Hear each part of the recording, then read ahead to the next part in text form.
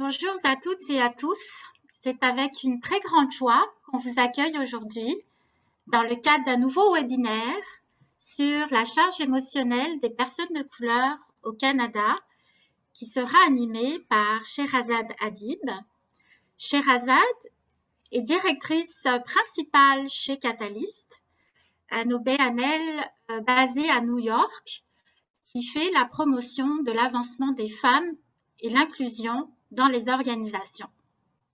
Sherazade a plus de 20 ans d'expérience dans le domaine de la responsabilité sociale des entreprises. Elle a cofondé le groupe Investissement Responsable en 2000, un groupe conseil qui œuvre auprès des caisses de retraite sur les enjeux environnementaux, sociaux et de gouvernance. Elle a récemment été nommée par la ville de Montréal pour siéger sur le conseil d'administration de l'Agence de la mobilité. Sherazade est détentrice d'une maîtrise en sociologie de l'Université de Montréal ainsi que d'une maîtrise en management de HEC Montréal. Alors, c'est pas tout. Sherazade, on la connaît bien parce qu'elle est aussi membre de la première cohorte du groupe des 30, un programme phare de Concertation Montréal qui réunit et qui fait la promotion d'ambassadrices et d'ambassadeurs issus de la diversité, qui ont beaucoup de talent ainsi qu'une belle expérience au sein des conseils d'administration. Le programme vise à inciter d'autres personnes issues de la diversité à prendre exemple sur elles et eux.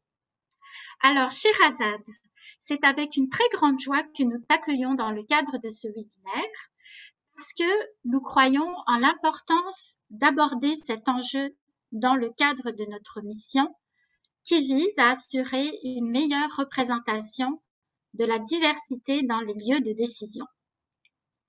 Alors, nous vous invitons toutes et tous à poser des questions à Sherazade par le biais de la fonction Zoom Question and Answer, donc Q&A. Sachez que la présentation ne sera pas partagée, mais que le webinaire, quant à lui, sera enregistré. Alors, Sherazade, la parole est à toi.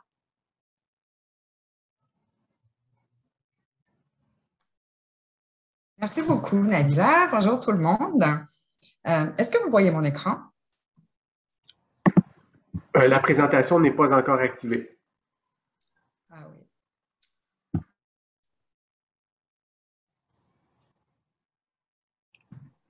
Est-ce que c'est bon? Oui. Parfait. Ben, merci beaucoup.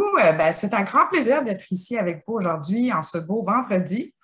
Et en fait, je considère ce qu'est une famille pour moi, hein, le groupe des 30, qui est devenu le groupe des 30 élargi aujourd'hui. Je pense qu'on est rendu à plus de 90 personnes. C'est bien ça? Exactement. Donc, c'est un grand plaisir d'être ici avec vous aujourd'hui pour vous parler un petit peu d'une recherche qu'on a fait chez Catalyst sur justement la charge émotionnelle, les personnes de couleur, l'exclusion. En fait, quand on parle de charge émotionnelle, ce sont les conséquences de l'exclusion que l'on peut vivre comme personne de couleur dans le milieu de travail. Et voilà, donc c'est un grand plaisir d'être ici avec vous aujourd'hui.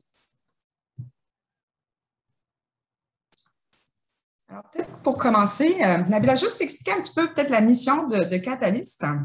Absolument. Je ne vais pas faire d'autopromotion ici, mais je trouvais que c'était important peut-être un petit peu de parler de notre mission, faire un lien avec justement la recherche et le pourquoi aussi. Hein, on s'intéresse aussi à cet enjeu-là.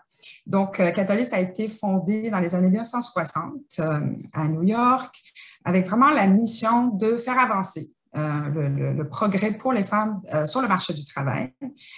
C'est une organisation qui est reconnue aussi pour beaucoup de recherches qu'on fait à la base. Tout ce qu'on dit, en fait, c'est basé sur une recherche. Et on est mondial. Hein, aujourd'hui, on travaille un petit peu partout dans le monde. Donc, notre mission, c'est beaucoup autour de l'avancement des femmes. Et aujourd'hui, on s'intéresse à l'inclusion, hein, les enjeux d'inclusion. Quand on parle d'inclusion, évidemment, c'est quelque chose qui bénéficie à tout le monde, pas juste aux femmes, mais aussi aux hommes, puis aux personnes issues des minorités ethnoculturelles, à toutes les dimensions, toutes les facettes hein, de notre diversité. Donc, c'est quelque chose qui est important. Puis c'est l'objectif ultime qu'on veut atteindre, c'est d'avoir cette inclusion-là. Et pourquoi je veux parler un petit peu de notre mission? Parce que ça fait un petit peu le lien avec l'étude. C'est qu'en fait, on a réalisé que souvent, quand on parle de diversité des genres, puis c'est aussi un petit peu, je pense, relié aussi au mouvement féministe, beaucoup à la base. On s'intéressait beaucoup, puis c'est très implicite. Il n'y avait pas de mauvaise intention derrière ça, mais implicitement, on s'intéressait davantage aux femmes blanches, aux femmes caucasiennes, et qu'on a peut-être un peu négligé de s'intéresser ou d'apprendre à connaître un petit peu les autres femmes, de travailler pour toutes les femmes, donc avec toute leur diversité. Donc, c'est un petit peu pour ça aussi que quand on s'intéresse à l'inclusion, on regarde de plus en plus les différentes facettes de notre identité. Donc, c'est un petit peu pour mettre la table là, ici, pour expliquer un petit peu, parler un petit peu de la recherche dans quelques minutes. Mais c'est important, hein, donc, de reconnaître cette multiplicité-là dans nos identités auprès de nos employés, justement parce que c'est là qu'on parle un petit peu, quand on parle d'intersectionnalité, Nabila, c'est comme un terme qu'on beaucoup de gens ici sont familiers avec ce terme-là, dans le fond. C'est parce que cette intersectionnalité au niveau des différentes facettes de notre identité fait en sorte qu'on n'a pas tous et toutes les mêmes expériences. On a des expériences uniques qui répondent aussi à ce qu'on a vécu, ou peut-être on est né, les différents stéréotypes auxquels on fait face, qui peuvent varier selon justement nos différentes nationalités. Puis à ça, on rattache notre genre, notre âge, notre statut, peut-être socio-économique. Donc, il y a toutes ces facettes-là qui sont importantes et qu'il faut reconnaître aujourd'hui quand on parle d'inclusion, quand on parle de diversité, quand on parle d'inclusion. Et il faut dire aussi que nous, on l'a vraiment élargi aussi quand on est allé chercher un peu, comprendre un peu c'est quoi la base de cette expérience d'exclusion des personnes de couleur. On est allé sonder aussi les hommes. Donc, c'est vraiment une recherche qui touche à la fois les femmes et les hommes, mais toujours dans une perspective d'intersectionnalité où on ne regarde pas les personnes aussi dans un silo, hein? Mais on essaie de voir aussi l'entièreté de leur expérience, puis ça vient aussi impacter c'est quoi les expériences d'inclusion puis d'exclusion qu'on peut vivre au travail. Et fait que moi, j'ai beaucoup de conversations avec les entreprises parce que Catalyst, on travaille avec des grandes entreprises à travers le monde. Et il y a, la dernière année surtout, hein, il y a beaucoup d'intérêt, on dirait. Puis là, tout le monde veut faire de la diversité et l'inclusion tout de suite. Fait que c'est devenu, puis tant mieux, hein, il y a vraiment un momentum. Puis on ressent, on voit qu'il y a aussi de l'authenticité, puis il y a de la sincérité derrière ça. Donc, c'est super important, puis c'est très positif pour nous tous. Et malgré tout, je dois quand même dire que, puis encore une fois, c'est quand on introduit des sujets comme la charge émotionnelle, l'exclusion, même quand on parle d'inclusion, ça reste quand même des sujets difficiles. Ça reste des conversations qui sont difficiles à aborder pour tout le monde, à la fois pour les personnes que ça vise, hein, qui sont concernées directement, et aussi pour les personnes hein, qu'on appelle les personnes qui sont dans le groupe dominant. Pourquoi c'est difficile? Parce que, dans le fond, parfois, on ne veut pas passer pour des victimes. On veut pas dire que, dans le fond, quand on a ces expériences d'exclusion, on veut pas se positionner comme des victimes. Et donc, parfois, on a tendance à vouloir balayer un peu de la main ces expériences ou ignorer un peu, dire, bon, moi, oui, j'ai vécu de l'exclusion, mais ça m'a pas touchée. Je suis fort, j'ai créé de la résilience. Et c'est vrai qu'on crée beaucoup de résilience autour de ces questions. Puis je veux dire, on n'a pas besoin d'être une personne de couleur pour avoir vécu de l'exclusion. Hein. Tout le monde en a vécu. Quand on pense à nos enfants, quand on est jeune, même dans la cour d'école, ça peut être basé sur toutes sortes de choses, hein, toutes les facettes de notre identité. Donc, tout le monde a ces expériences d'exclusion, mais il y a des personnes qui vivent avec ça tous les jours. C'est pour ça qu'on met l'emphase sur ça. Donc, ça reste quand même des conversations difficiles et il y a plusieurs obstacles, en fait, à avoir ces conversations. Puis nous, on a fait, puis je pense que Nabila, tu as de l'information aussi là-dessus que tu vas faire suivre.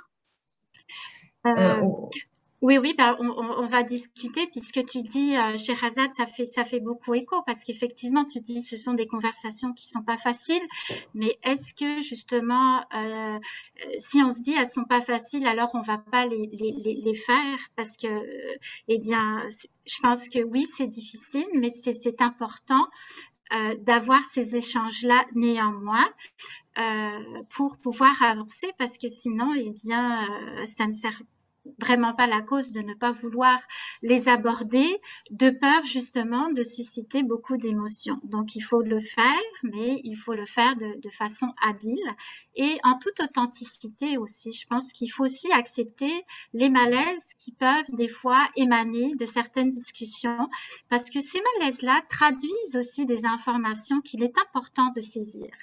Alors, Tout à fait, je te absolument. rejoins sur cet élément-là. Tout à fait. Hein? C'est ça aussi quand on parle d'inclusion, c'est comment on crée ces espaces de confiance dans lesquels on peut avoir ces conversations parce que quand on le voit, ce qu'on voit autour de nous, hein, dans les médias sociaux, tout ça, c'est pas vraiment des espaces de confiance. Pour parler de ces choses-là. Et parfois, ça crée un malaise collectif aussi parce qu'on ne sait pas. Puis c'est un petit peu ça aussi que nos recherches démontrent, puis un petit peu le type d'informations que vous voyez là, c'est les obstacles. Hein, qu'est-ce qui nous empêche, les uns et les autres, qu'on soit dans n'importe quel groupe, qu'est-ce qui nous empêche d'avancer? Puis c'est des choses qu'on entend, puis que vous avez peut-être entendu. J'aimerais ça avoir ton avis aussi, Nabila. Tu sais, des choses comme, par exemple, dire je ne vois pas ta différence. Je ne vois pas ta couleur. C'est intéressant parce que quand on avait fait, c'est une infographie qui date de peut-être il y a 2 ans à peu près. Et je pense l'année dernière, enfin quand Dominique Anglade hein, s'est présenté justement à la tête du Parti libéral, il y avait des journalistes qui ont fait cette remarque-là. J'avais trouvé ça, quand j'avais lu ça, des fois quand on travaille dans un milieu, on est dans notre bulle, des fois on se dit, ben non, on n'entend plus ça, on n'entend plus ces commentaires. J'avais entendu un journaliste qui avait dit, je ne vois pas sa couleur. Je vois juste une personne compétente. Et ça rejoint le malaise dont tu parles un petit peu, hein, dans le fond, de constater la couleur de quelqu'un, c'est juste normal. Ça fait Oui, mais Sherazade, peut-être que cette personne-là avait une bonne intention justement en tout à disant fait. ça, tu vois, que elle ne voyait pas sa couleur parce qu'elle considérait que c'était une personne qui lui ressemblait, puis qu'il ne voyait pas nécessairement la différence avec les autres.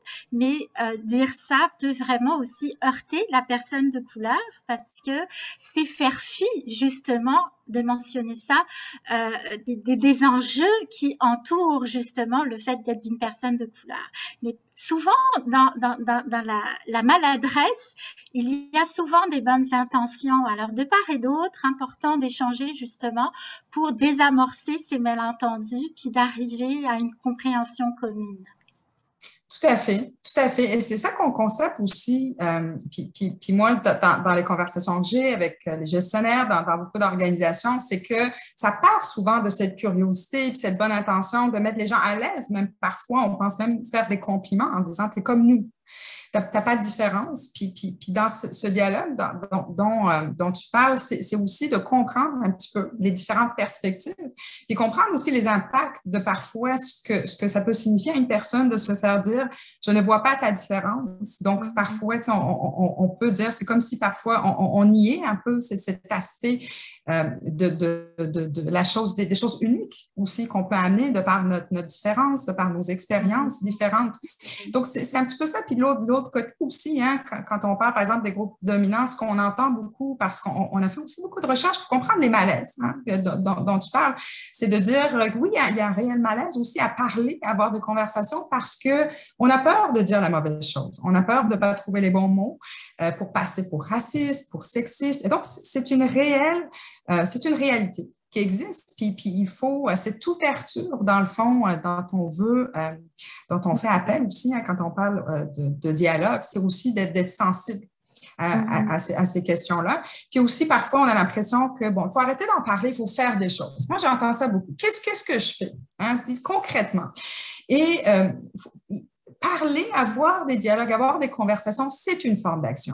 dans ce domaine-là, dans le domaine de la diversité et de l'inclusion, parce qu'on désamorce les choses, on essaie d'expliquer un petit peu c'est quoi les enjeux, on essaie d'apprendre sur les expériences des personnes. Donc, oui, parler, ça va aider à avancer dans le dialogue. Au fait, parler puis s'intéresser à l'autre, tout simplement. S'intéresser, tout à fait. ça nous permet justement d'en apprendre plus et de découvrir finalement un univers qu'on ignorait, une richesse aussi, et puis ça enrichit au fait les personnes qui prennent part ou qui prendront part à cet échange. Absolument, absolument. Ça, c'est ça. Dans le fond, c'est ce que nos études démontrent, encore une fois, puis nos expériences, je suis sûre, nos expériences à nous, Nabila, puis aussi les participants aujourd'hui, c'est qu'il y a des bénéfices à avoir ces conversations-là. Qu'est-ce qui se passe si on n'en parle pas? C'est un petit peu ça qu'on dit, c'est que les groupes qui portent un petit peu ces expériences d'exclusion se sentent un peu obligés de continuer à éduquer tout le monde. Et ça, c'est un fardeau. Ça, c'est un fardeau qui a été nommé par plusieurs personnes de dire, j'ai l'impression que c'est à moi. Puis comme femme aussi, on se reconnaît beaucoup là, de se retrouver parfois dans une table, autour d'une table avec juste des hommes. On sent que c'est à nous d'intervenir quand c'est le temps de parler de diversité. Fait que c'est de diversité des genres ou peu importe. Donc, c'est un petit peu le fardeau que les gens nomment.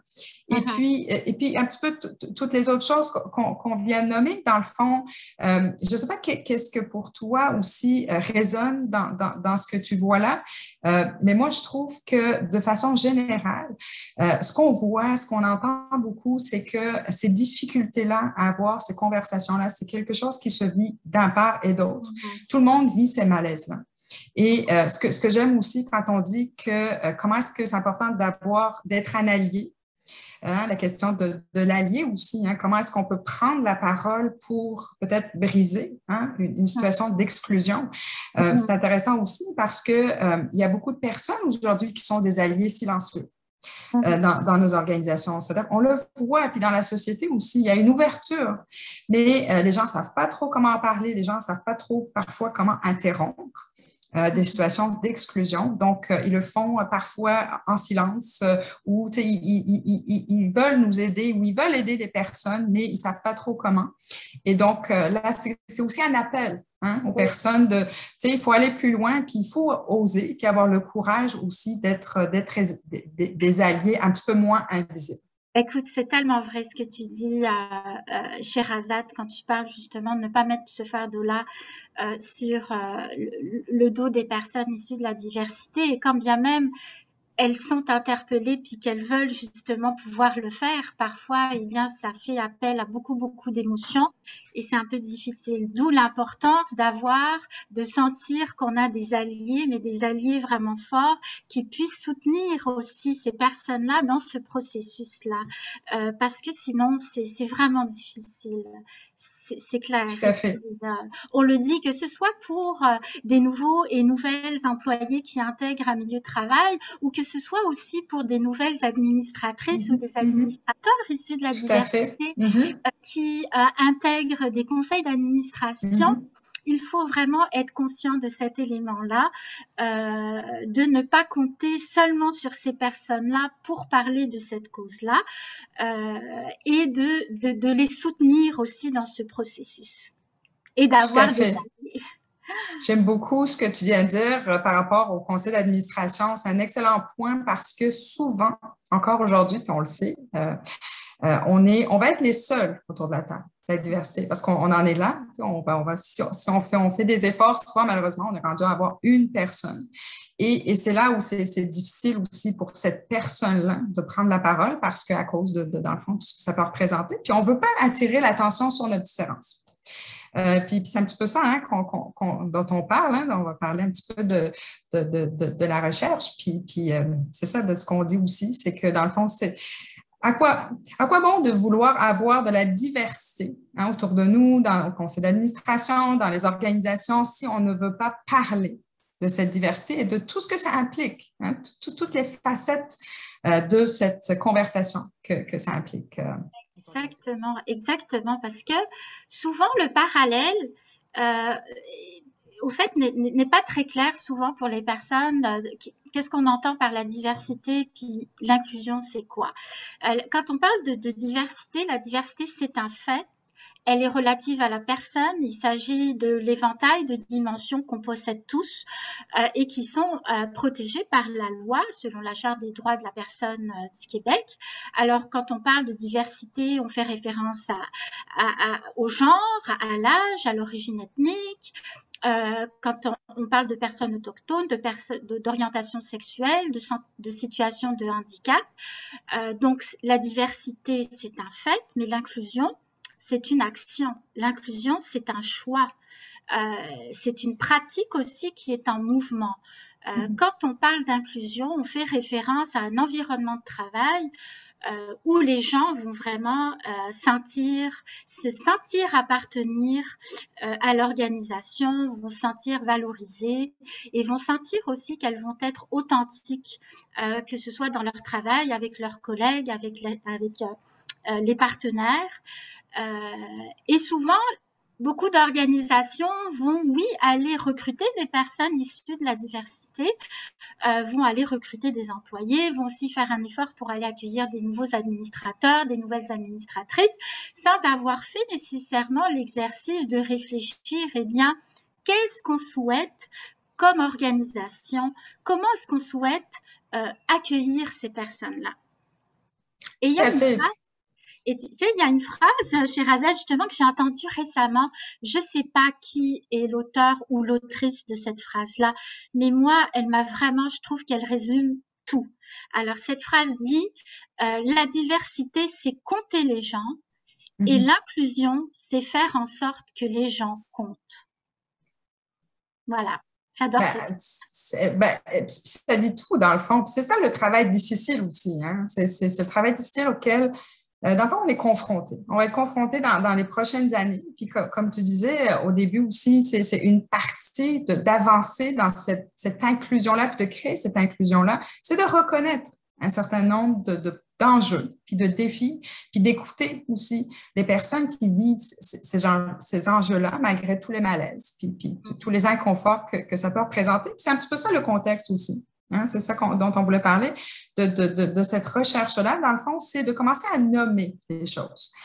Commencer à nommer les choses, les réalités parfois, parce qu'on a fait énormément d'études sur, dans le fond, la charge émotionnelle, c'est une série d'études. En anglais, on appelle ça Emotional Tax. On a commencé ça aux États-Unis auprès des personnes de couleur. Après ça, c'est une étude canadienne qu'on a faite. Auprès des personnes, on est allé sonder 700 professionnels, puis notre rapport, je pense, Nabila, c'est des choses que vous allez faire suivre. Oui, le lien au rapport, c'est vraiment comme, vous voyez les détails un peu des gens qu'on a sondés à tous les niveaux hiérarchiques, dans toutes les industries, des personnes noires, sud-asiatiques, est-asiatiques. On a sorti aussi une étude sur les Autochtones. Au Canada qui est sortie l'été dernier et on va sortir une étude en Europe et aussi dans d'autres pays. Donc, c'est comme une série d'études dans différents contextes, différents pays, mais ce qu'on constate, c'est que cette charge émotionnelle est très présente, hein, malgré la différence culturelle un peu partout. Mais dis-moi, Sherazade, parce que vraiment, ça pique ma curiosité. Déjà, je trouve extraordinaire toutes les études qui ont été menées jusqu'à là par Catalyst. Et c'est parce que ce sont des thématiques qui sont rarement abordées. Autant on va voir des études sur les obstacles à l'emploi, autant on va voir. Mais charge émotionnelle, honnêtement, moi, je trouve ça très audacieux. Mais d'où vous est venue, au fond, l'idée de faire cette étude-là? En fait, il y a plusieurs choses. Hein. Je l'ai mentionné au début, on s'est aperçu que quand on travaillait beaucoup, quand on parlait d'avancer, de faire des progrès pour les femmes, implicitement, c'est beaucoup les femmes caucasiennes et qu'on ne connaissait pas assez l'expérience des femmes issues des minorités, tout ça. Donc, même si cette recherche aussi englobe aussi les hommes. Mais à la base, c'était ça. C'était comme, on a une responsabilité comme organisation aussi de travailler pour toutes les femmes et de comprendre leurs expériences uniques. Et l'autre chose, c'est que quand on s'intéresse à l'inclusion, on s'intéresse aussi à l'exclusion. Hein, c'est l'envers de la médaille. Donc, on s'est aperçu aussi à travers les différentes recherches qu'on avait faites que les expériences d'exclusion qui étaient relatées par les employés, ça fait vraiment des années qu'on étudie ces questions-là, c'était des expériences très vives.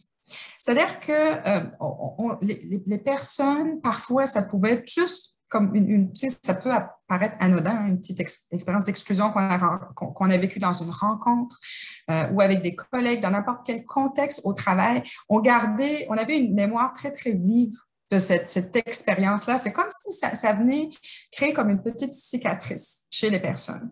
Donc, on s'est vraiment rendu compte qu'il y avait vraiment quelque chose à explorer dans ces expériences-là, puis aussi à faire connaître ces expériences pour essayer de les briser. Parce que ce qu'on veut pas, je le dis au début, si on ne veut pas passer pour des victimes, on ne passe pas pour des victimes, on n'est pas des victimes, on parle, on prend une pause. On prend une pause, on prend le temps de réfléchir, de refléter sur un certain nombre d'expériences que vivent les personnes issues des minorités pour mieux avancer. Donc, après ça, on va parler des actions aussi, des choses qu'on peut faire pour sortir de là, pour briser ce cycle-là. Mais clairement, on s'est aperçu que les expériences d'exclusion qui étaient relatées par les employés étaient des expériences très vives, très émotives, qui les avaient affectées.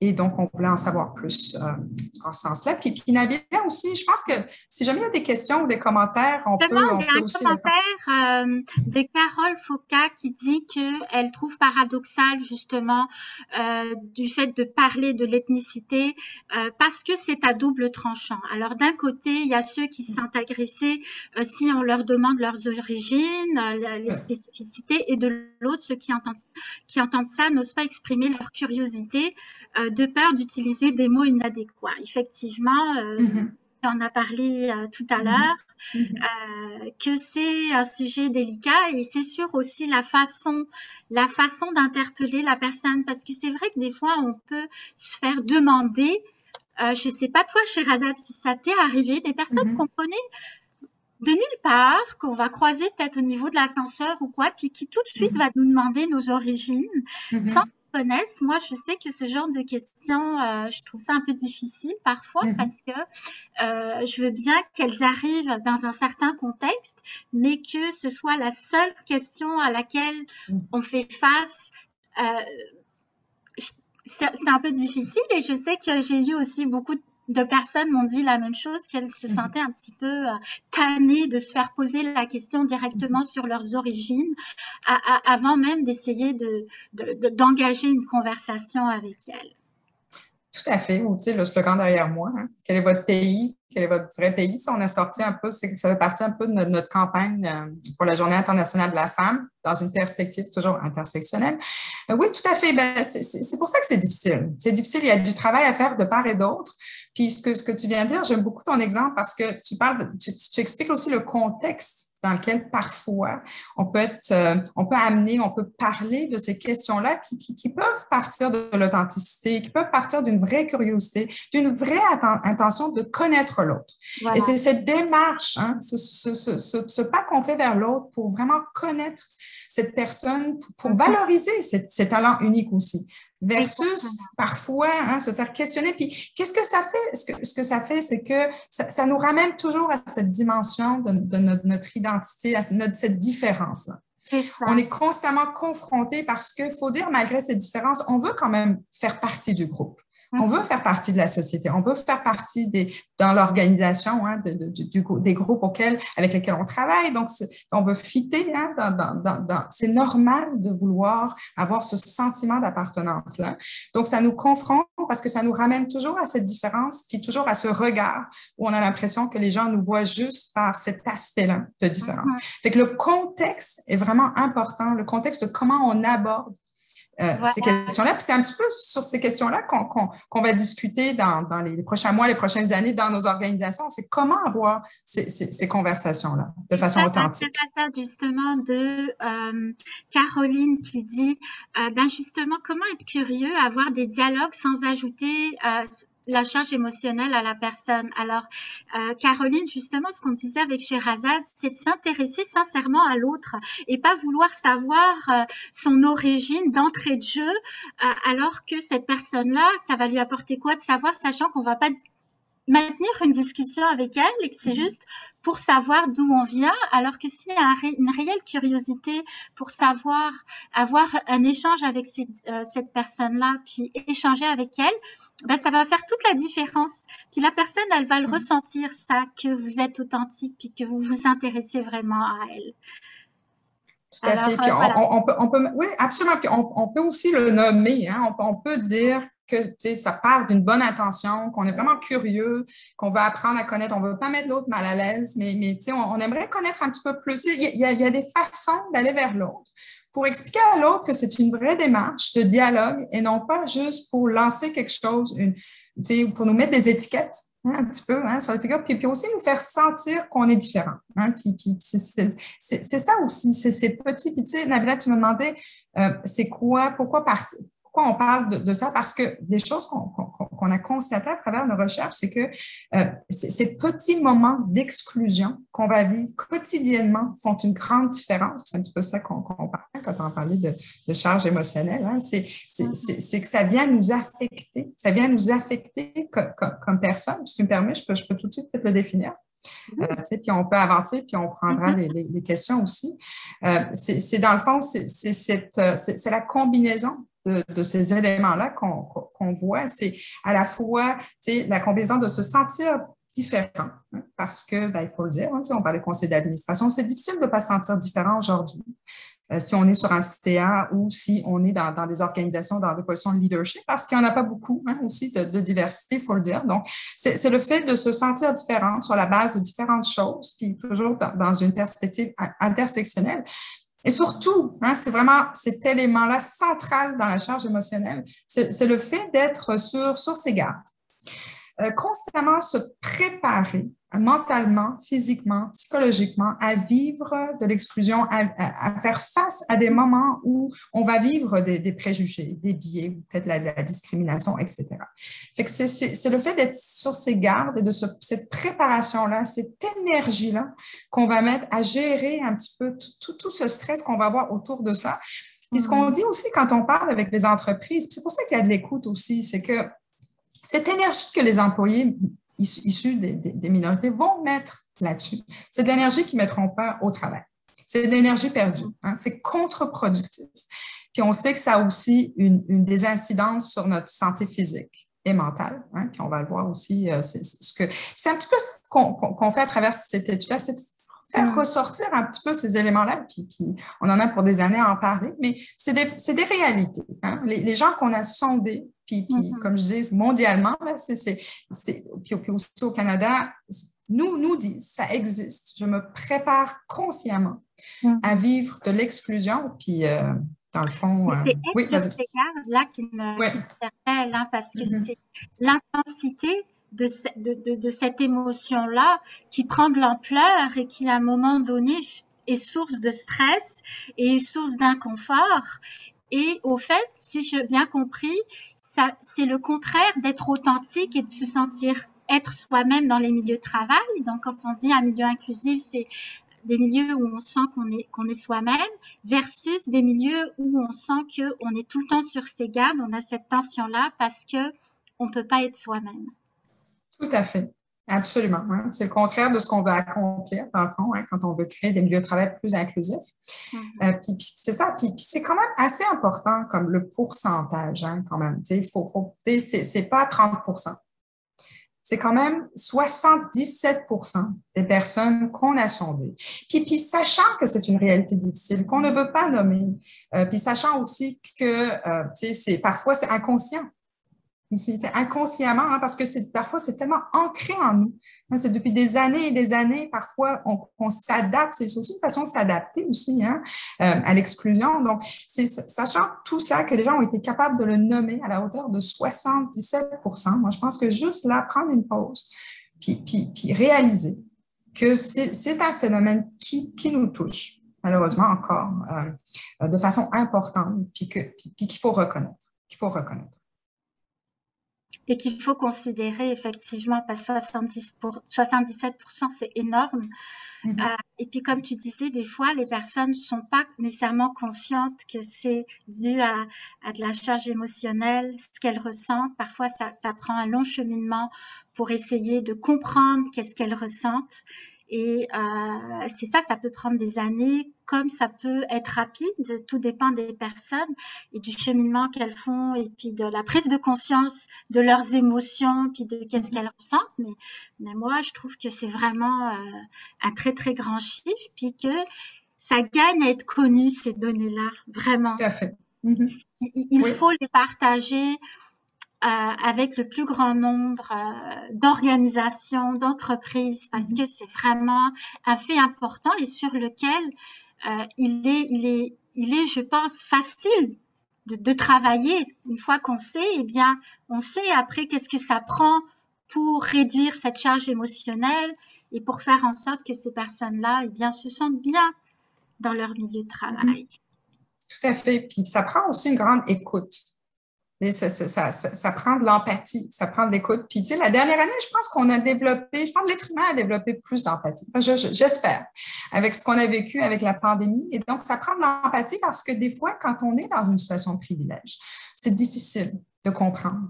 Fait que ce pas-là, d'aller vers l'autre, puis aussi de notre côté, aussi de faire le pas pour expliquer que ça existe, mais aussi de comprendre, puis de s'ouvrir aussi à ces réalités-là. C'est un petit peu ça, l'invitation qu'on fait aussi. C'est important ce que tu dis. Puis je veux appuyer ce que tu as mentionné en disant, c'est pas juste aux autres aussi de venir et d'essayer de comprendre. C'est les deux parties qui doivent essayer puis d'avoir cette volonté-là aussi de se faire comprendre et aussi de trouver des mécanismes pour partager ce qu'elles ressentent. Je pense qu'il y a des moyens aussi pour ces personnes-là de le faire. Alors, ne pas toujours attendre que ça vienne des autres, mais que c'est une responsabilité partagée. C'est une responsabilité partagée, puis c'est de part et d'autre que ça prend des efforts pour être amené à se faire comprendre. Et il ne faudrait pas non plus que les personnes de couleur attendent que ça vienne des autres aussi. Vraiment. C'est initier aussi des conversations et vouloir aussi se rapprocher, vouloir que les autres aussi nous connaissent davantage. Et puis, je pense qu'il y a différentes façons de pouvoir le faire dans le cadre des milieux de travail. C'est partager, par exemple, un repas. Je sais que dans beaucoup de milieux professionnels, on fait un potluck, chacun amène quelque chose, puis on amène quelque chose de sa culture. Ça peut être un plat, ça peut être un dessert, et puis c'est aussi une façon de montrer qui on est à travers ce partage-là. Ça peut être une musique qu'on veut partager. Alors, je pense qu'il y a différentes façons aussi de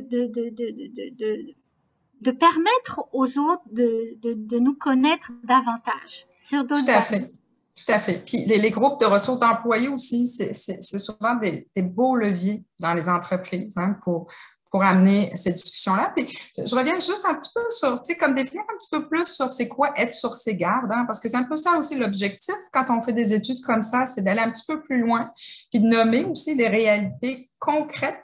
Donc, c'est par exemple, quand on parle d'éviter certaines situations de travail. Par exemple, on peut fermer notre caméra, on peut garder nos caméras fermées. C'est une forme de désengagement aussi que ça crée, sachant qu'on n'a pas notre place. Dans certaines situations, on peut être désengagé, démotivé. On parle des micro-agressions. C'est ça aussi ta question que tu avais eue tout à l'heure, ou le commentaire, je pense. Il faut faire la part des choses, parce que souvent, tu sais, ça peut aussi, c'est une forme de microagression. Nous, quand on dit c'est quoi ton vrai pays, on ne sait plus des fois c'est quoi notre vrai pays. C'est ça, c'est difficile de comprendre parfois pour des personnes qui n'ont pas vécu l'immigration, qui n'ont pas d'autres origines. Combien c'est difficile, cette identité-là, ces identités multiples, de devoir justement prendre sa place dans une société. Donc oui, on peut appeler ça comme des microagressions parce que la microagression, encore une fois, ça n'est pas la mauvaise intention des personnes. Ça part souvent d'une bonne intention, d'une curiosité, mais c'est l'impact C'est comment c'est reçu de l'autre côté. C'est ça dans le dialogue. Ce qu'on essaie de faire réaliser, c'est reçu littéralement parfois comme des petites agressions. L'autre chose qu'on remarque aussi quand on dit comment on se prépare mentalement, comment on est sur ses gardes, c'est comment parfois on peut changer nos apparences. La façon dont on parle, ça peut être faire attention à notre accent, comment on est coiffé. On a beaucoup de personnes de couleur qui nous disent ça, des personnes noires. Puis il y a des témoignages dans le rapport, des personnes asiatiques aussi, parfois qui nous mentionnent des choses sur comment est-ce que tu dois cacher des fois certains aspects de ton apparence, justement, pour s'assurer que tu fais plus partie du groupe, que tu fites plus dans le groupe. Donc, encore une fois, c'est des choses qui se sont parfois, ça prend des années avant de réaliser qu'on vit avec cette charge émotionnelle-là. Et c'est important de prendre des pauses. Parfois, moi, j'ai réalisé aussi il n'y a pas très longtemps, en fait, tout ce que moi, parfois, je pouvais faire pour cacher certains aspects de ma différence. Fait que c'est quelque chose qui est très commun puis qui arrive malheureusement encore beaucoup. Ça, c'est, dans le fond, vous êtes dans le rapport que tu vas faire suivre, Nabila, il y a différents témoignages. Puis les témoignages, ça a été déjà parti parce que les témoignages... Oui. Parce que les témoignages sont importants. Pourquoi? Parce qu'on voit l'humain. C'est pas juste des chiffres, c'est pas juste des statistiques, c'est pas juste un concept. C'est l'être humain avec son expérience. Puis c'est des expériences qui sont c'est ça, qui reflètent aussi parfois, c'est ça, les barrières, les difficultés que ces groupes-là peuvent vivre. Puis les autres constats autour de ça, puis encore une fois, pourquoi on en parle aussi? C'est important d'en parler dans le contexte organisationnel puis notre société de façon générale, c'est parce que ça a des conséquences sur les entreprises. Quand les gens nous disent à la hauteur de 60-62% que oui, c'est des choses parfois qui m'amènent à considérer quitter mon emploi. C'est quand même important, je trouve. Encore une fois, les pourcentages sont quand même assez élevés. C'est pas 19%, c'est quand même, moi, travailler pour être un leader d'une grande organisation, je serais inquiet. Voir ces chiffres-là. Parce que oui, c'est dans une période aussi où il y a une guerre de talent. On sait que c'est difficile d'aller recruter. Ça prend de l'investissement, du temps pour aller engager des gens. Donc, de voir que les gens, oui, pensent quitter leur emploi à cause de cette réalité. Puis il y a l'autre chose, Nabila, dont on s'était parlé. L'envers de cette médaille-là, c'est aussi pour les personnes issues des minorités, c'est difficile de trouver de l'emploi. Écoute, tellement, Sherazade, écoute, moi, je ne sais pas si je te l'ai dit, mais dans le cadre de mon parcours professionnel, j'ai été à un moment donné conseillère en emploi et donc j'ai accompagné des chercheurs d'emploi immigrants et des chercheurs d'emploi issus des minorités visibles. C'était la clientèle que je recevais et je les accompagnais donc dans leur processus d'intégration professionnelle et je l'expérimentais moi-même. J'ai vu combien c'était difficile pour ces personnes-là de se trouver un emploi à la hauteur de leurs compétences, de leurs qualifications et de leurs expériences et que souvent ces personnes-là se trouvaient à occuper des postes sous-qualifiés parce qu'il faut vivre et puis il faut payer des factures. Et je me dis, si malgré le fait que ces personnes-là arrivent à un moment donné à occuper un emploi et que 60% d'entre elles décident de démissionner à cause justement de cette charge émotionnelle qui est très importante, alors moi vraiment ça me fait encore plus réagir parce que s'ils prennent cette décision-là, c'est que vraiment ils n'ont pas d'autre recours. Et pourtant ces personnes-là sont très conscientes du fait combien il est difficile de trouver un travail. Et c'est pas juste moi qui le dis. De nombreuses études ont souligné les difficultés puis les enjeux autour de l'accès au travail. Alors vraiment, ces chiffres-là me touchent et vraiment tout particulièrement.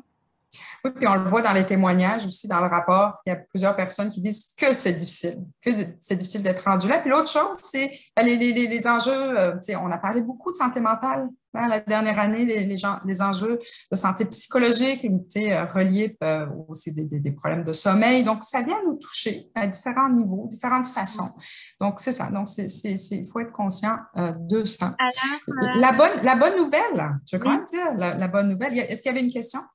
Alors c'est ça, donc il y a eu plusieurs questions chez Raza, donc de la part de Cécile qui dit: une personne appartenant au groupe dominant a-t-elle la légitimité nécessaire pour mener un projet d'inclusion dans une organisation? Écoute, moi je trouve que c'est une excellente question. C'est une bonne. Moi, j'ai quelque chose à dire là-dessus. Oui, Moi, je dis alors oui vas-y. à 100 plus que oui parce que on veut pas non plus que puis c'est un peu ce qu'on disait au début, hein, le fardeau, hein, on veut pas que ça tombe toujours sur les épaules des femmes, des minorités de parler de ces questions-là. C'est des enjeux sociétaux. Ça appartient à tout le monde et je pense que on veut aussi voir des personnes issues des minorités qui travaillent dans tous les domaines et pas juste en diversité et inclusion. Donc oui, tout à fait. Les gens ont cette légitimité-là. Je pense que l'idée, c'est comment, par la suite, s'assurer qu'on a cette écoute, qu'on essaie, parce que peut-être qu'il y a des expériences qu'on ne connaît pas, s'assurer justement d'aller connaître et de comprendre les expériences de tout le monde. Mais moi, je dis oui. On a parlé tout à l'heure des alliés. Combien c'était important justement d'avoir des Tout à alliés fait. dans l'organisation qui vont aussi porter ce dossier-là au sein de l'organisation et pas juste le faire porter sur la personne issue de la diversité. Donc la réponse est absolument, Cécile, il faut qu'il y ait d'autres personnes qui se sentent concernées. C'est comme pour la cause des femmes finalement. On veut des hommes féministes aussi. Oui, C'est pas juste une question qui concerne les femmes. On veut des alliés aussi. On veut que les hommes aussi se positionnent par rapport à ces questions-là, puis disent ça n'a pas de bon sens, je partage ces questions-là, puis je veux en faire plus pour ça. Alors, pour la question de la diversité, c'est la même chose. Virginie, c'est écrit que tu souhaiterais intervenir pour la question? Nabila, c'est juste une fonction pour dire que la question a trouvé une réponse, donc on peut continuer. Très, très bien. Alors, une autre question de la part de Barbara Augusta. Pour une personne issue de la diversité, comment avoir ces conversations en contrôlant la charge émotive? Je me sens sensible sur ces questions, surtout sur l'exclusion. Je ne veux pas avoir l'étiquette de angry black woman. Oh oui. Je comprends, oui, avec beaucoup d'empathie. Je te comprends tellement, Barbara. Et puis, je pense que il n'y a pas de recette secrète pour la réponse. En tout cas, moi, en ce qui me concerne, c'est toujours aussi quelque chose que je me dis, comment y arriver? Je pense que on apprend et le plus on va le faire et le plus on va développer des outils pour y arriver. Mais je pense que c'est aussi comprendre ce qu'on ressent. Des fois, on comprend pas toujours pourquoi est-ce qu'on ressent des émotions vraiment intenses, mais de les comprendre et les comprendre, ça nous permet aussi de mieux les gérer et de faire preuve après de plus de discernement et d'être un peu plus apaisé quand on converse avec d'autres. Sherazade, je ne sais pas si tu veux compléter. Tout à fait. Oui, je suis d'accord. Je suis d'accord avec toi. C'est de reconnaître dans le fond. Puis c'est des conversations. Tu sais, des fois, ça peut être juste aller vers une personne. Tu sais, c'est sûr, c'est difficile de s'ouvrir. Nous, on a souvent aussi des conversations chez Catalyst là-dessus. J'ai des collègues issus des minorités qui ne parlent jamais de ça en grand groupe. C'est trop difficile. Ça va chercher trop d'émotions. Fait que parfois, juste aller voir un gestionnaire ou un collègue ou quelqu'un à qui on a confiance. Cet élément-là de confiance est important, puis les groupes de ressources d'employés. Honnêtement, là, je pense qu'aujourd'hui, il y a de plus en plus aussi, c'est d'autres espaces. Fait que se trouver des espaces de confiance ou des personnes de confiance avec qui on peut avoir ces conversations. Et puis on peut le nommer, on peut dire que c'est difficile pour nous, puis que c'est émotif. Puis c'est ça, c'est difficile. Ça fait partie, c'est un apprentissage à faire. On a appris à passer au-dessus. On a appris à dire non, c'est pas grave, je continue. Là, on prend une pause, on dit ben oui, quand même, c'est important, tu sais, de dire qu'est-ce que ça nous fait, parce qu'on peut pas créer de l'inclusion si on passe pas si on n'explore pas cet espace-là. Mais moi, je dis aller vers des personnes de confiance. Très bien. Et puis, Merlin Salomon qui dit, les compagnies parlent de plus en plus de diversité, d'inclusion, mais il nous est très difficile de progresser. Les gestionnaires sont rarement colorés. Merlin, oui. Et puis en ce moment, c'est vrai, on en entend beaucoup parler. Hein. Sherazade l'a dit au départ. On est dans un momentum, on est dans une période où on en parle beaucoup, mais les choses avancent malgré tout. Il faut, c'est ça, rester positif, continuer à œuvrer. Il y a énormément d'organisations comme Catalyse, comme Concertation Montréal et d'autres organisations qui œuvrent pour ces enjeux-là.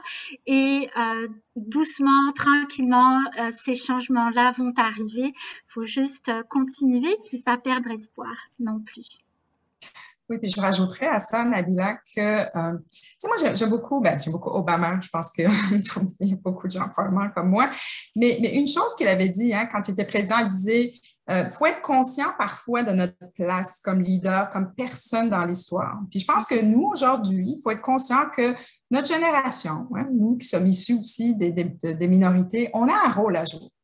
C'est-à-dire que c'est aujourd'hui que ça se passe.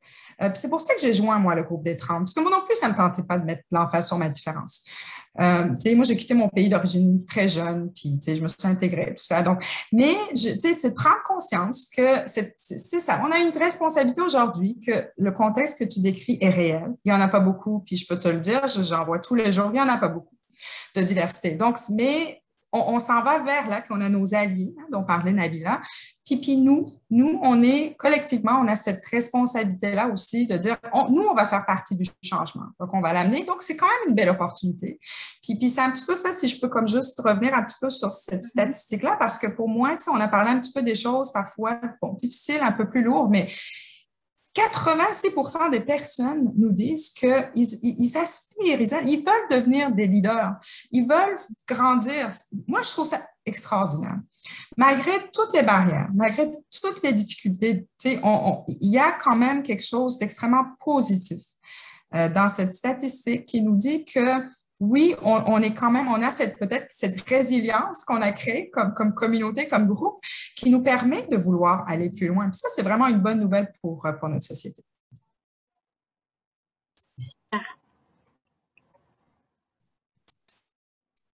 On peut peut-être passer aux autres, parce que on s'est dit, il faut puis nous, le rapport, comment il est bâti, hein, c'est comme aussi une petite boîte à outils, parce que on veut aussi, on veut parler, prendre une pause pour refléter sur nos difficultés, mais pour mieux avancer.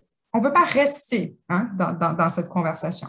Et comment est-ce qu'on avance? C'est clair que l'inclusion, créer des milieux de travail inclusifs, puis nous, c'est vraiment comme, c'est ça notre objectif ultime, c'est vers ça qu'on travaille vraiment, puis c'est vraiment aussi aller chercher c'est quoi l'inclusion, puis comment ça se vit tous les jours. Mais la chose qui est vraiment sortie, puis ça, quand on parle d'autonomisation, bon, en français, c'est toujours un peu plus délicat, en anglais, c'est empowerment. Moi, je trouve que c'est un mot qui se traduit mal. Mais c'est comment rendre les gens, comment donner du pouvoir aux gens.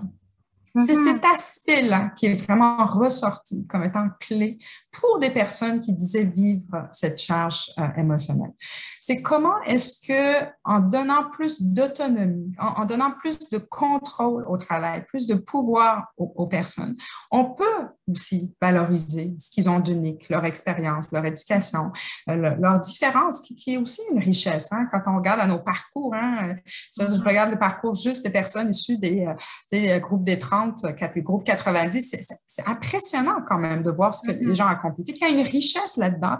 Comment on valorise ça en donnant aussi du pouvoir pour briser un peu le cycle. Puis c'est là aussi, dans la petite boîte à... Oups! Je suis allée trop vite. La petite boîte à outils, aussi, puis tu sais, je peux y aller vite, dans le fond, c'est ça. Qu'est-ce que ça veut dire? Comment on le fait? C'est dans le dialogue. Qui sont préconisées dans le cadre de l'étude et que les personnes pourront consulter plus en détail au niveau de l'étude. C'est vraiment intéressant. Donc, tous ces éléments, ce sont des pistes de solutions qui sont proposées pour justement faire en sorte que les personnes puissent être... se sentir inclus, avoir plus de pouvoir, plus d'autonomie. Mhm. Tout à fait. Et faire preuve d'empowerment, au fait, de Tout prise à en fait. charge, d'autonomisation, si on veut le mot en français. Absolument. Absolument. Mhm. Est-ce que j'ai le temps de passer un petit peu au travers rapidement? Alors, oui, oui, rapidement, il nous Oui, reste vite, vite. 5 OK. minutes. OK. Vous pouvez les lire dans le fond, mais tu sais, on les a abordés un tout petit peu. Hein. Tu sais, les discussions, vous pouvez voir là, dans le fond, ça fait partie un petit peu hein, de la solution. Fait que ces Mhm. conversations sont difficiles, il faut les voir aussi comme faisant partie de la solution. Puis ce qu'on dit aux gens qui sont en situation de leadership, c'est il faut qu'ils encouragent ces conversations.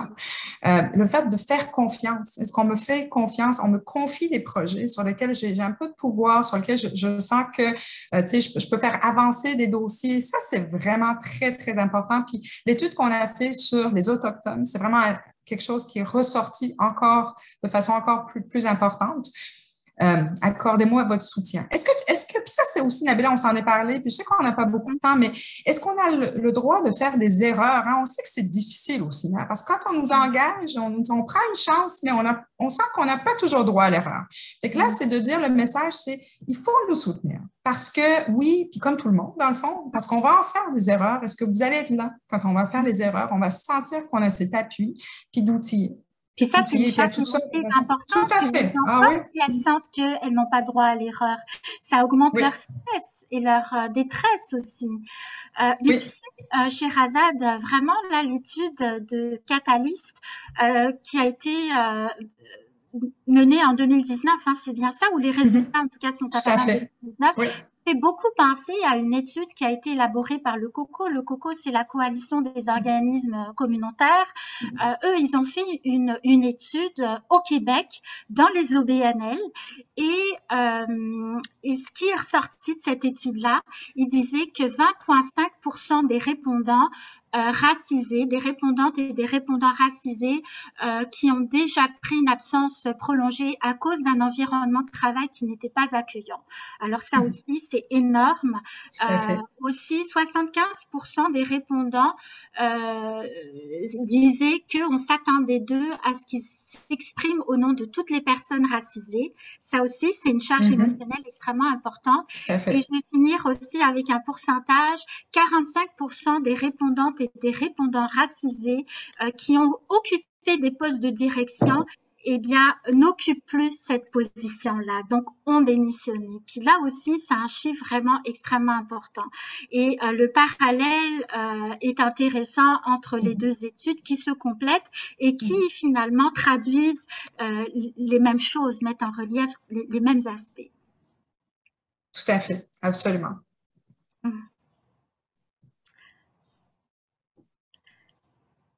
Alors, moi, j'ai fini. Est-ce qu'il y avait des questions, des commentaires, Nabila? Alors, c'est ça, une autre commentaire de la part de Tania qui dit que il y a beaucoup de compagnies qui confondent inclusion et tokenisme sans rechercher l'aspect d'appartenance. Effectivement, là, quand on dit on va chercher les personnes pour ce qu'elles représentent, sans avoir nécessairement réfléchi à comment est-ce qu'on veut que ces personnes-là se sentent dans leur milieu de travail. Alors oui, effectivement, Tania, on te rejoint absolument par rapport à ça. Et puis voilà, sinon c'est tout. On est passé à travers toutes les questions et commentaires. Écoute, Sherazade, merci pour merci à vous. Ta présentation qui est extrêmement intéressante. Merci d'adresser cette question-là fort importante. J'espère que tu seras amené à partager les résultats de cette étude à travers de nombreuses rencontres. On te souhaite bonne continuation dans ce que tu fais et puis au plaisir de te retrouver. Merci à toutes et à tous d'avoir été là aujourd'hui avec nous sur l'heure du lunch pour un de nos webinaires. On vous remercie pour votre présence en grand nombre et aussi pour vos nombreuses questions. Alors, je vous dis merci, excellente fin de semaine à vous toutes et tous, et puis au plaisir de vous retrouver dans le cadre d'un prochain webinaire.